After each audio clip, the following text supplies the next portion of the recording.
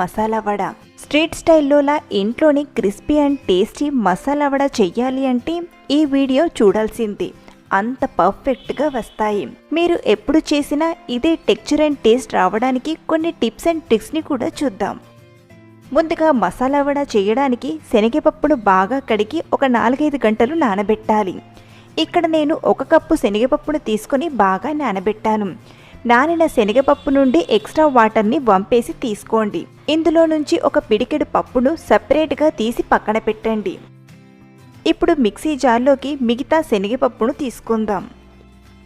ఇందులోనే 2 ఎండుమిర్చీలు, 2 పచ్చిమిర్చీలను యాడ్ చేసుకుందాం. అలాగే చిన్న అల్లం ముక్క, 10 వెల్లుల్లి రెబ్బలు వేసి కాస్త కచ్చాపచ్చాగా కోర్స్లా గ్రైండ్ చేసి తీసుకోండి.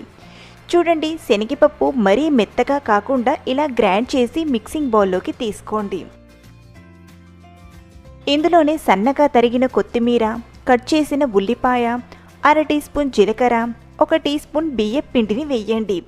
బియ్యపు పిండి ఆప్షనల్, కానీ వేస్తే మాత్రం వడలు సూపర్ క్రిస్పీగా వస్తాయి. కొద్దిగా కట్ చేసిన కరివేపాకు, రుచికి సరిపడా ఉప్పు వేసి బాగా కలపండి.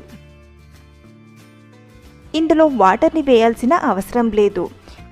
ఇలా కలిపాక చిన్న బాల్ సైజ్ అంతా ఈ మిక్స్ని తీసుకొని రౌండ్గా చేయండి.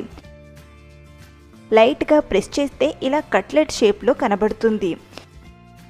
ఇలా చేసిన వడలను మీడియం హాట్ ఆయిల్లో నిదానంగా యాడ్ చేసుకుందాం. అన్నీ కూడా ఇలాగే వడల్లా చేసి యాడ్ చేయండి.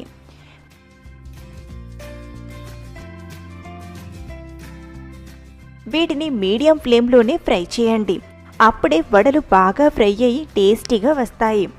అలాగే కొద్దిగా గట్టిపడ్డాకే మరో పక్కకి టర్న్ చేసి ఫ్రై చేయండి. స్పూన్తో అయితే టర్న్ చేయడం ఈజీ అవుతుంది. 2 పక్కల కూడా బాగా ఫ్రై చేసి ఇలా మంచి గోల్డెన్ రంగులోకి వచ్చాక ఆయిల్ నుండి తీసుకోండి.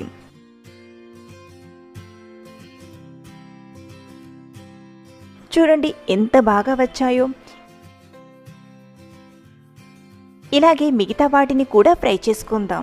వీటికి ఆయిల్ కూడా చాలా తక్కువగా పడుతుంది కాబట్టి వీటిని మనం బ్రేక్ఫాస్ట్లో కూడా చేసుకొని తినేయచ్చు. లేదా లంచ్లోకి పప్పు చారుకి సైడ్ డిష్లా చేసుకొని తిన్నా చాలా బాగుంటాయి. ఇవి కూడా బాగా ఫ్రై అయ్యి మంచి కలర్లోకి వచ్చాక ఆయిల్ నుండి తీసుకోండి. అంతే, వేడి వేడి మసాలా వడ రెడీ.